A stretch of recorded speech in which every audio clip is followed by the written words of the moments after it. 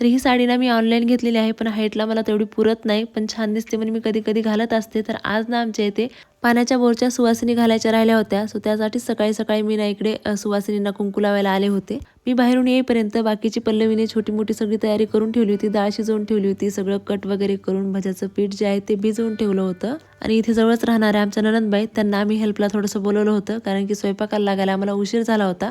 प्रियान प्रक्षिता हे स्कूलला गेले होते, सो त्यांना सकाळी अगोदर टिफिन करून दिला आणि त्याच्यानंतर मग ह्या स्वयंपाकाला लागलो होतो. स्वयंपाक हे सगळं आवरून झाला होता. मग सुवासिनी बायकांना बोलवलं, त्या सगळ्या जणी आल्या, बोरची पूजा ही सगळी आवरून घेतली आणि त्याच्यानंतर मग इथे आम्ही दोघींनी मिळून ताटं मांडून घेतली होती. सुवासिनींना हळदी कुंकू लावून हात जोडून घेतले, त्यांची जेवणं झाली आणि त्याच्यानंतर मग आम्ही पण सकाळपासून काही खाल्लं नव्हतं, म्हणजे उपास असतो सुवासिनी जेवीपर्यंत.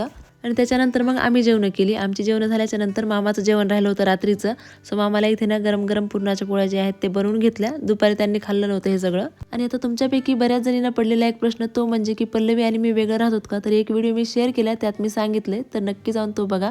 भेटूयात नेक्स्ट व्हिडिओमध्ये, तोपर्यंत बाय.